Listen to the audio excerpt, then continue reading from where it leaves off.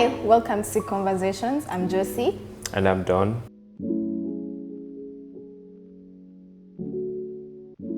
Question 1. What's your day preparation like? So I wake up, I drink a ton of water, and I get my day started. A ton of water? Like a liter of water.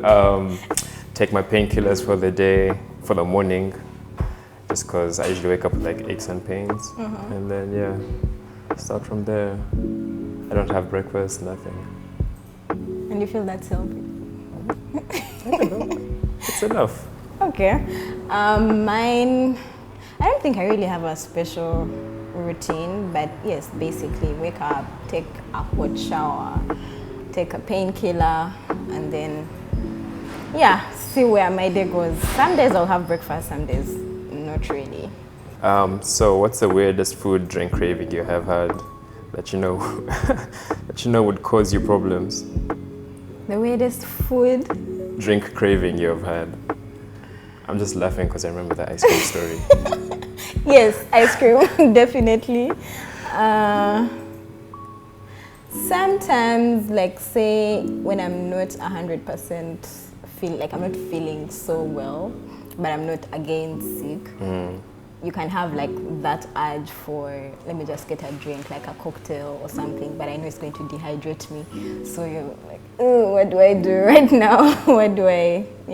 What's yours? Yeah, for me, I think it's the same. Like, when you just really want to go out, you're not sure how your body feels, but you're like, anyway, I'm just going to do it because FOMO. And then, sometimes it goes south, sometimes it doesn't. Yeah. Food, there's nothing. In case of an episode, what would you binge on as a coping mechanism? There's so many shows. I don't know, I really like anime. So since I have to like read the subtitles, it takes all my concentration, takes away from the thing. Really? Yeah. I feel like subtitles confuse me. No, even normal shows I watch with subtitles. They confuse me. Anything comedy for me. Anything comedy to keep my mind, just relaxed, not to overthink, or a show that doesn't need me to use my brain. That helps.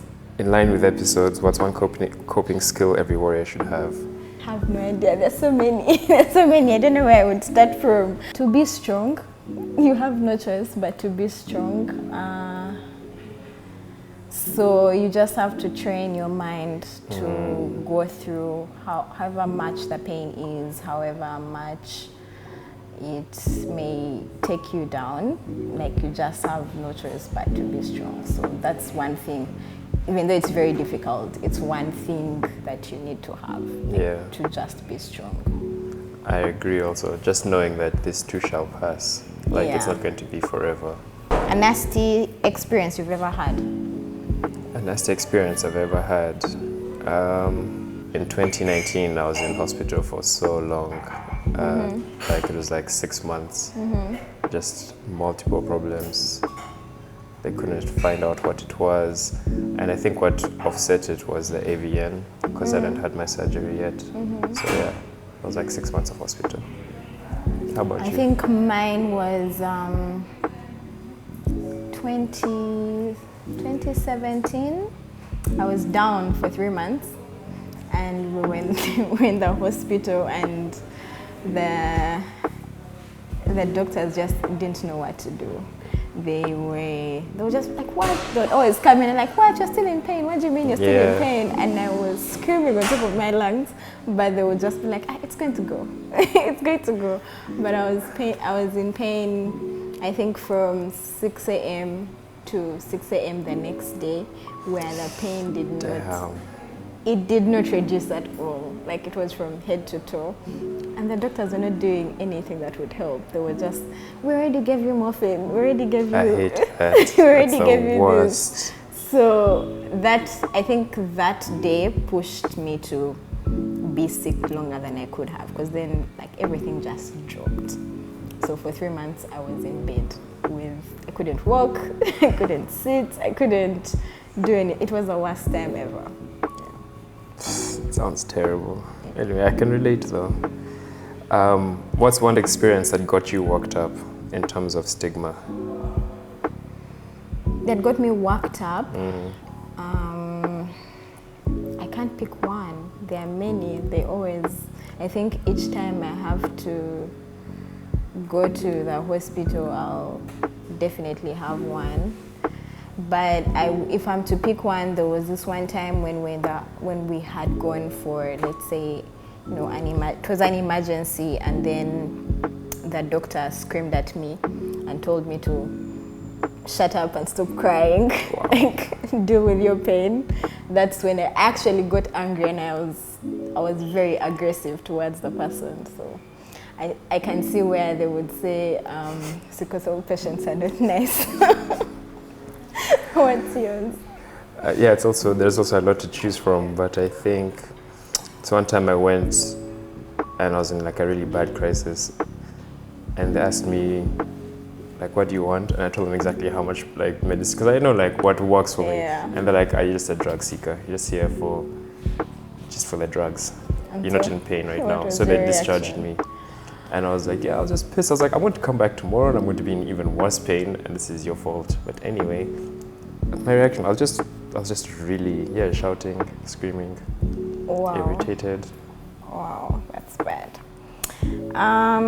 What do you feel guilty about in regards to sickle cell that shouldn't be making you feel guilty? What do I feel guilty about? Yeah. Maybe when I'm in like hospital and it takes like the whole family to look after you. If it's like a long stay, I feel guilty that I'm other people's lives are interrupted. Yeah. Because of my crisis. Same. How about you? Same. I definitely feel guilty. I feel guilty when my family's life has to stop because of mine. Like, I can interrupt it at any time. Yeah. And then they have to drop whatever it is that they're doing. And even though it's out of love, it's just like, I know you'd rather be like, that's not where you would want to be. So yeah, I do feel very bad about that entire period, and then I think it pushes you to try and be independent, but then again, you can't be independent. Yeah, you can't be fully independent. Yeah. One thing you certainly don't tolerate from people around you regarding your health? Taking it for granted. Because I'm very open about it, so if someone just takes it for granted or doesn't take it seriously or mocks me about it, I will not have that. Yeah. I feel like I have put in so much work to stay alive for you to minimize my health. So yes, taking it for granted. What's yours? I think the same, taking my time for granted. Like if I've gone out of the way to be here for an event you're putting on or something and there's no love shown, I'm just like, man, I'm going to remember this forever. Yeah. A time you had to act like it didn't hurt, like you're not in pain.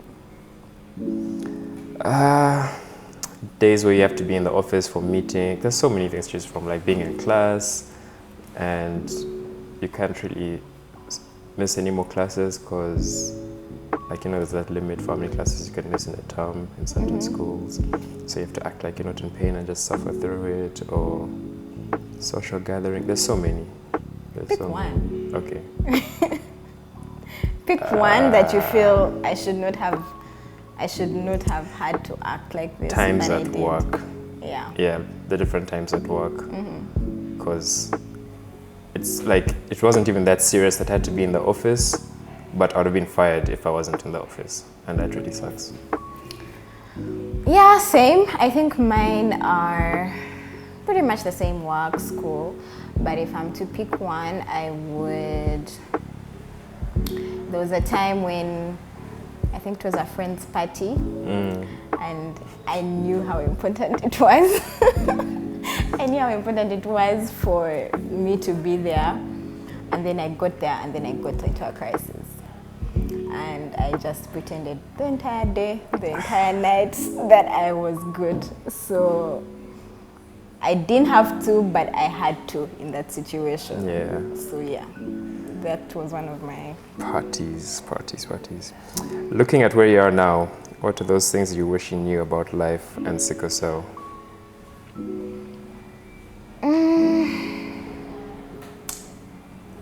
To take it easier, because I think now I am more lenient with myself.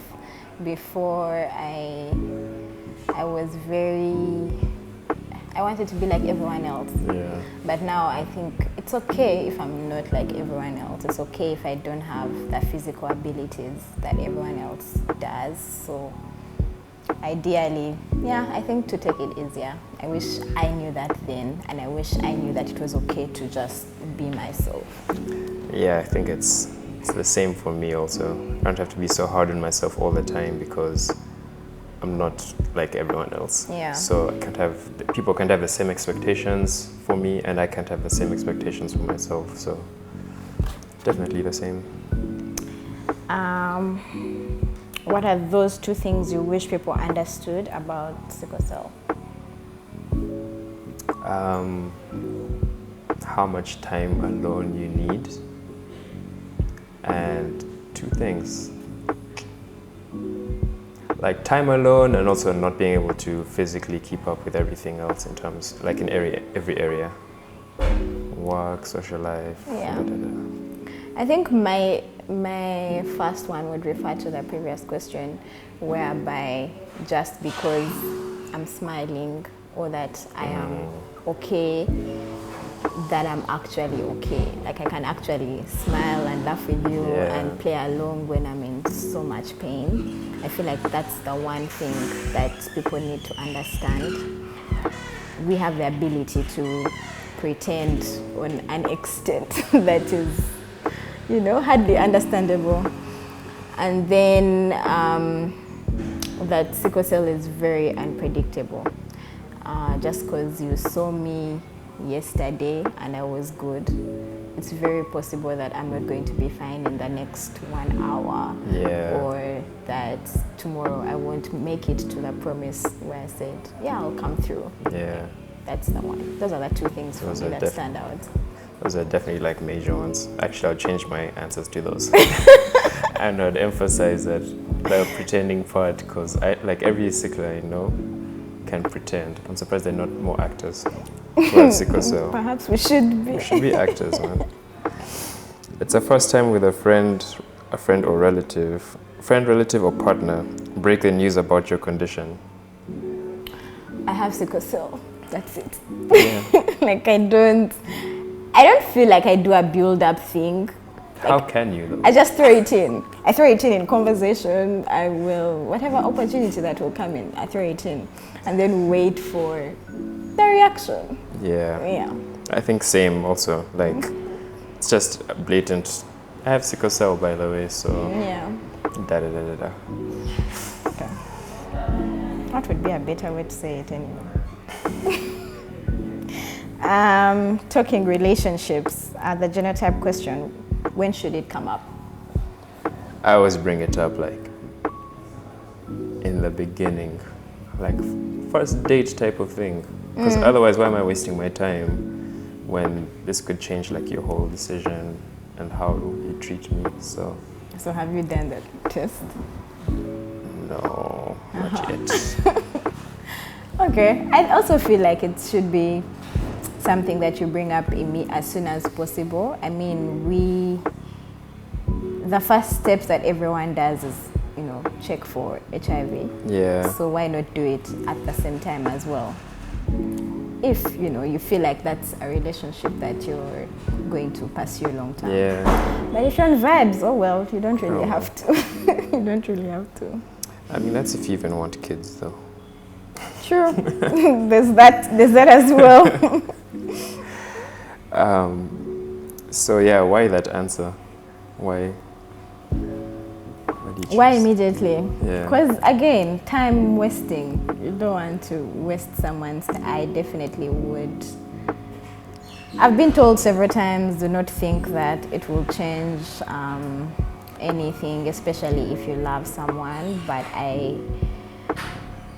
I just feel like you should not have to put yourself in a situation like that in the long term to end up ending your relationship because you're both SS or both, you know, it's a matter of time, honestly. Yeah, same. I agree. Don't waste anyone's time or yours. True or false? It's harder for a female warrior to find love than a male warrior. True. Why? You're in love. I'm not. Let's start there. That's where we'll start from. I mean, I don't know. No, okay, here's my opinion. I feel like the weight of a relationship, first of all, is put on the female. Like, one, you're responsible for a lot in the relationship, which I feel is very unfair. Then there's the part of reproduction. You want to have kids. So I don't want to have kids. Yeah. What are the chances of me finding a guy who does not want to have kids? And then also the part where there's someone who is actually willing to go the long run with how bad sickle cell gets. It's very difficult. Normally guys check out as soon as they see the first crisis. They're going to like, I love you, but it's not that deep. So it's very difficult. And then on the other side, when it comes to ladies, we are automatically very nurturing. I'm going to find out you have sickle cell and my instinct is going to protect you, to take care of you. I'm not even going to think about, how is this going to affect me? Ideally, girls will think about how they can help you, make your life easier, and yet for the guys, I just don't want more trouble. So yes, I feel like it's a very true question. So because of the whole gender roles thing, it plays a big part. Yes. Okay. I mean, yeah, I don't know. But again, you are in love. Let's start there. But it has been hard up to this point because for almost the same reasons. I mean, not like for the reasons that like someone will check out immediately after they find out that you have sickle cell. Yeah. So I don't know if it's harder or not as hard, but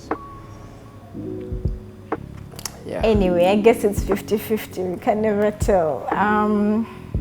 True or false? It's harder to be a male advocate than a female advocate in regards to sickle cell. False. I think why would it be harder to be an advocate if you're open about your condition? I don't know, honestly. Though I feel the ladies are taking the lead. We are making a lot more noise than the guys. I don't think it's because you're afraid, but I think it's the stigma. Also, again, the gender role plays here a lot because with men, you're expected to be physically strong. Yeah. So when you're not, then it's a problem. And sickle cell takes a lot of your strength away from you. So then you openly talking about how, I'm tired, I'm fatigued, I'm what. It makes you look amongst your peers, in my opinion, I don't know who told me, amongst your peers that you're not exactly manly like you should be. And I feel like that plays a big part in how you openly talk about it.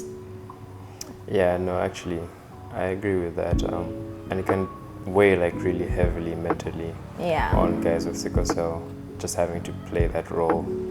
But now you mention it, I do know a lot more advocates that are female than male, it's interesting. I'd never thought about it.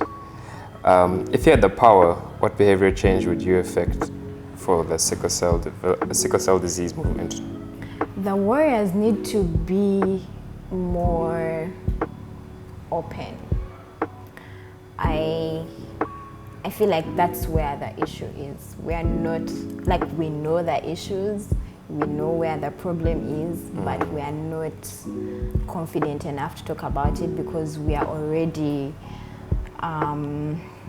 we already have this at the back of our minds. We're going to be shut down. Yeah. And this comes from the fact that when we go to a hospital and we need help, we do not get the help that we need. So it's easier to keep quiet than to actually try and make a change. And yet I feel when we all decide, you know what, we can't have this anymore, it would make a big difference. Yeah. I think also the same. It's okay to stand up for yourself no matter what you think people are going to say, because otherwise you get the short end of the stick. No one will ever like treat you how you should be treated. So that would be the number one thing. I think it goes around to, you know, don't be shy to ask for the life that you want. That's weird saying. Pick a word, term or statement in regards to sickle cell and make it make sense. Something you feel people need to understand. To not normalize pain. Okay. That's what I would say. Not normalize pain. Yes. Because there's that whole, you know, it's a chronic illness. You should be okay with, you know. Yeah. That you should be, by now you should be used to it. By now you should be used to this type of pain. And I think we should not be okay with being in pain. Yeah, that's a good one. Yeah. I mean, I still don't know though what my answer is. It's okay. I'll speak for us. I'm going to go with that. What's one thing you're proud to stand up for, but sometime stand up for now, but sometime back you weren't?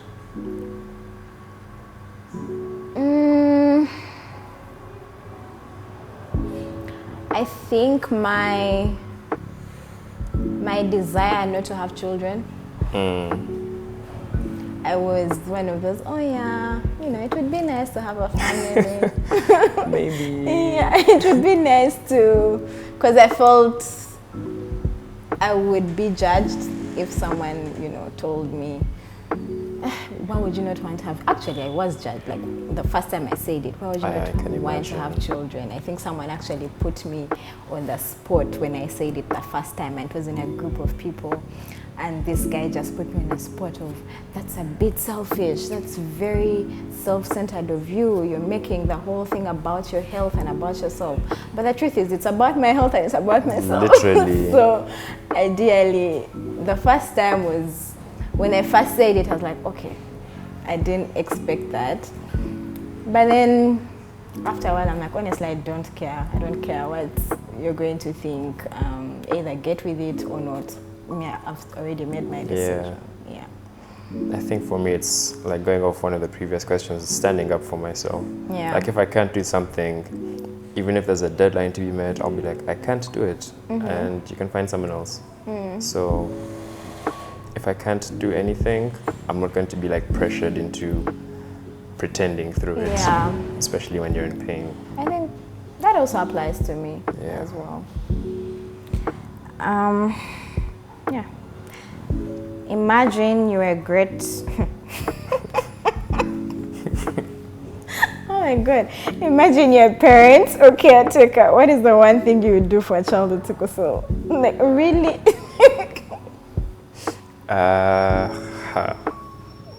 Give them all my patience and love. Be a parent. Just be really patient, I guess. It's easy for me to say because I have sickle cell, but like as a parent without sickle cell? Yes, as a parent without sickle cell. Okay. As a parent who has sickle cell. Try, give them the soft life. Yes, I meant to that. I meant to that. Yeah, just be really patient. Get them into like groups where they can get together with people that have the same condition earlier, because I wish I really had that when I was younger, like people that had sickle cell. Yeah. Because I felt like I was the only one for years, and yeah, that was a struggle. Soft life 100%, definitely. I would not push my child into actually homeschool. That would be their life. Yeah. Homeschool, and try to also, again, patience comes very handy. And then not try to make them be someone that they're not, trying to pushing them so hard to be like every other child. No. And yeah, I agree on the part of where you say you include them in communities, because I also did not have like a sickle cell community aside from my brother. That was just it. And I actually feared anyone else who had sickle cell growing up. Really? Yeah. Why? I don't know. It didn't make sense. But the moment I found out someone had sickle cell, I would just distance myself. That's so interesting. Like, I didn't want to, like, I think it was something like... You didn't want to be the same kind of... like, yeah, I know what you're going through, but I don't want to be around that as well. So I feared them so much. Like, I would empathize, but I would fear them. Oh, that's really interesting. Yeah. You're at the therapist. What's the out-of-topic conversation you'd be tempted to have with them? Out of topic. I don't know, because I feel like everything around our health is, our health is just around everything. So there is no way anything is out of topic. Yeah. Everything just goes around sickle cell. Yeah, I also don't know what type of conversation that could be had that doesn't include sickle cell with a therapist. Well, that sucks. That sucks for us. Right? Because what do you mean you can't talk about anything else without involving your health? That's horrible. Yeah.